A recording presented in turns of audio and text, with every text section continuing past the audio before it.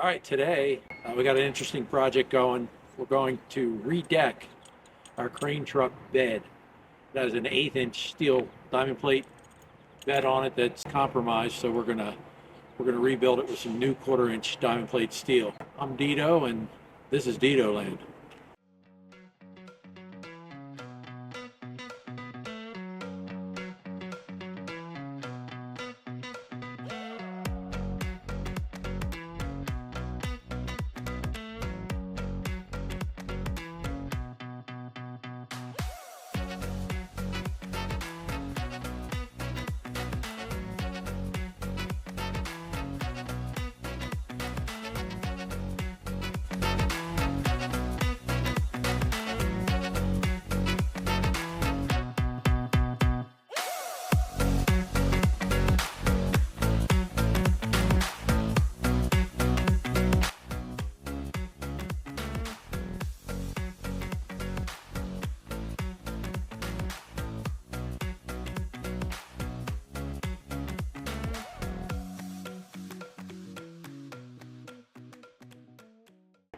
Check this truck out.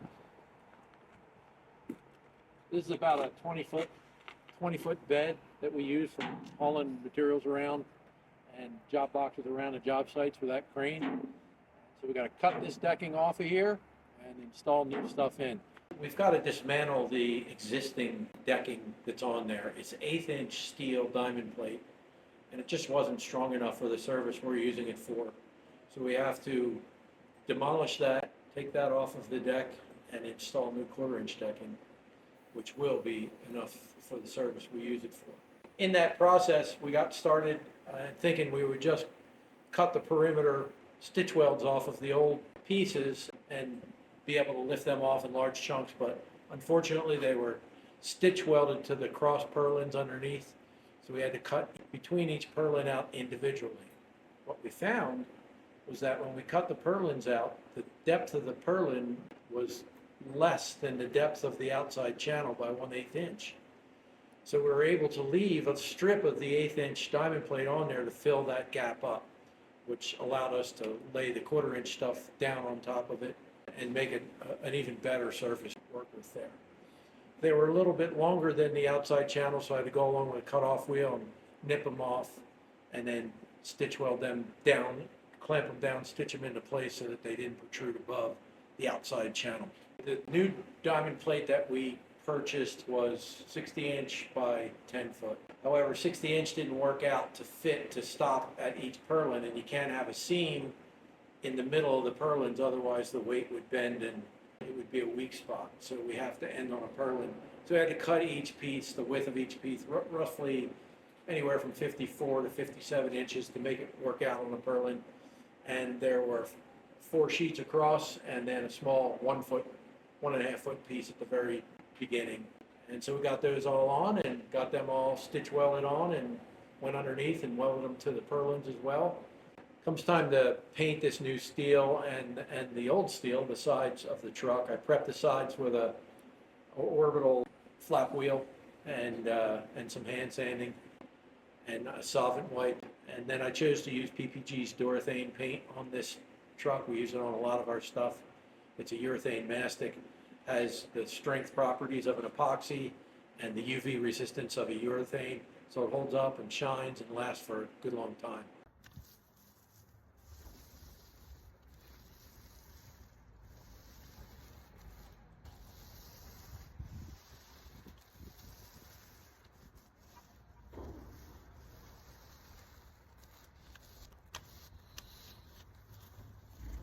Giving us a coat of PPG's urethane mastic called Durethane.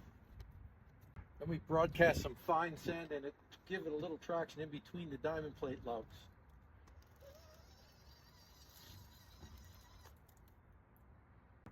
Once it dries, we'll put a second coat on. That'll lock the anti-skid sand in there, and it'll be a decent surface to walk on even when it's wet. All right, I got the first coat of Durethane on the truck and on the sides of the truck. And even though I prepared these sides, when I was putting the anti-skid on top, I got a little in the roller and put a little on the side of the truck.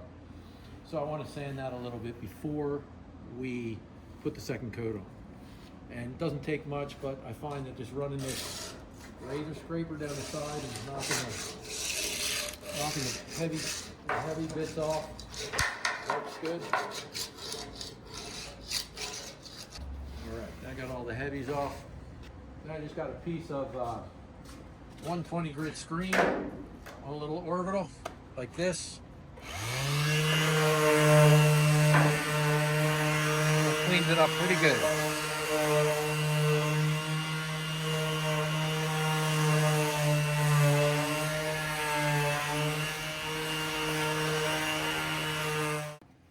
Time to start the second coat. I've got some cut in and brush work to do. We're going to use the same product, and the mix ratio on this is 3-to-1. They already predetermined that for you in these 2 cans, so we just pour the entire contents in, and we're good to go.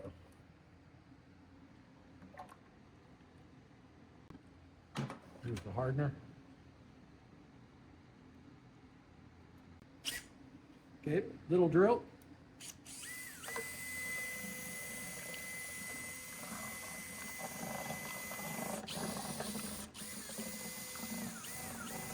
And this will allow this paint to cure in its proper fashion.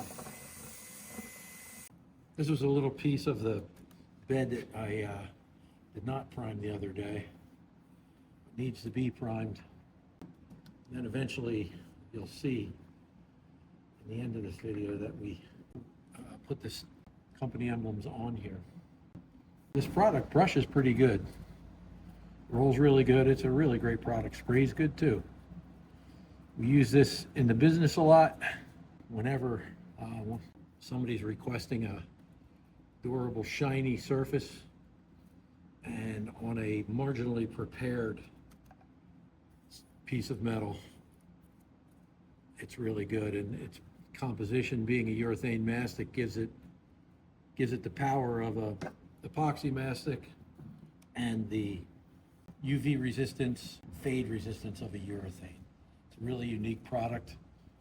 It's the only company that I know that makes one, and that's why we use it. If you take a look at these D-rings, and when I primed on the first coat, I did them up like this, just a little tip, do them like that, and then you just plop them down, and on the second coat, do the other side. Having a single coat on these is fine because they're going to get chipped off very quickly when you start binding against them. Just one of those things. Just like the top of the diamond plate, the lugs will wear off. There'll be exposed steel there. Same thing will happen on those D-rings. You'll notice in painting this gray color, you'll notice it on these wheels. To give you an idea of the durability of this product, those wheels were painted 4 years ago.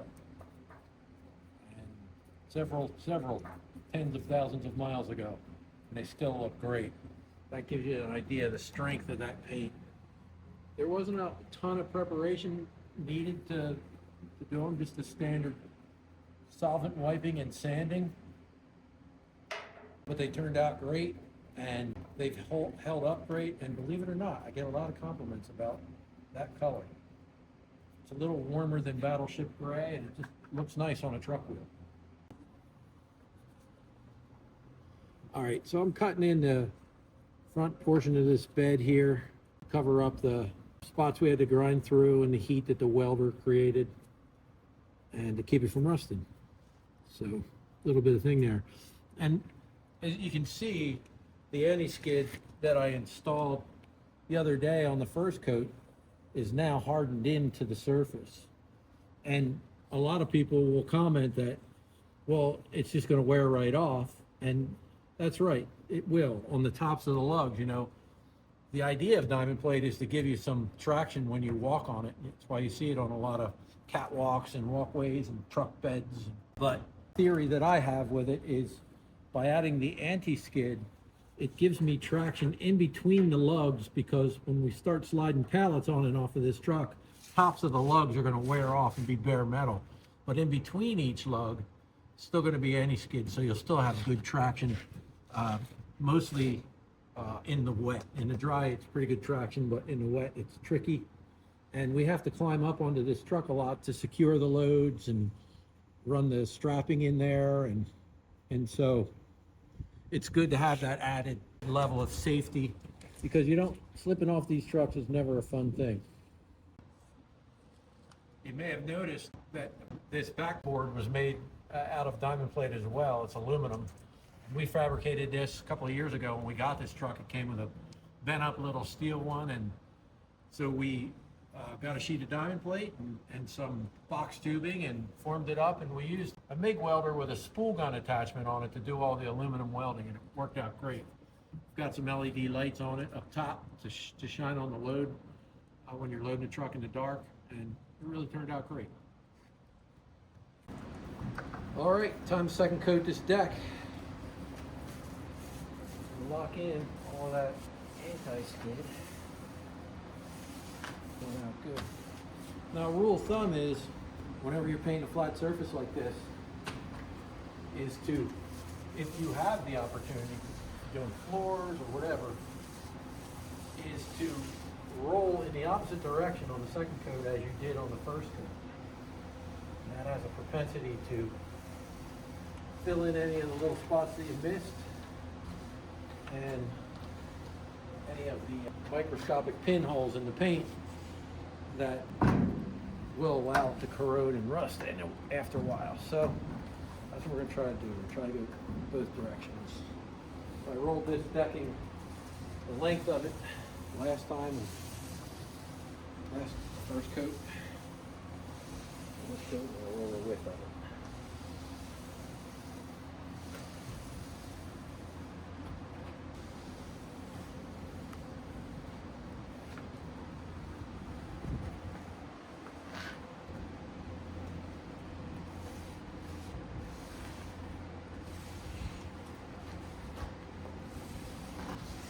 It's okay to tip it off in the same direction. Make sure you clean up any of the roller edges that were left. Give yourself a good looking finish. All right, so the last thing I got to do is the bling on the truck, and I've got a roll of conspicuity tape, which is that red and white reflective stuff you see. I'm going to put a band of it all the way across the truck, and it brightens it up in the daytime, and of course it has the safety factor. At nighttime it reflects and cars can see it. So that's going to get done tomorrow once this paint is dry. But like any project, you have to have the desire to do it. You have to, everybody in their life has these projects that they want to get done, and you have the desire to do it. But the will to do it beyond that is tricky. And so what I like to do for inspiration is set attainable goals. And attainable goals by date. So in other words, on this project, I knew I had to do it. I knew what I needed to do. I set the time aside to do it. I said that, okay, by the beginning of November, I'm going to have the funds necessary to procure the materials I need to do it. And then by December, I'm going to be able to cut the old stuff off, put the new stuff on, get it all painted and done, and be ready to roll. And it's not one of those situations where you didn't want to get into a situation where you have a project in the corner of the garage covered by a blanket saying, I'm going to get to it someday, and you never get to it. So that is my trick, my form of motivation, is to set a date goal for each portion of a project, including the completion, and it helps me get stuff done. And so I hope that helps you along the way. And it was nice having you here at Dedoland and seeing what Dedo does. Appreciate it. Thank you.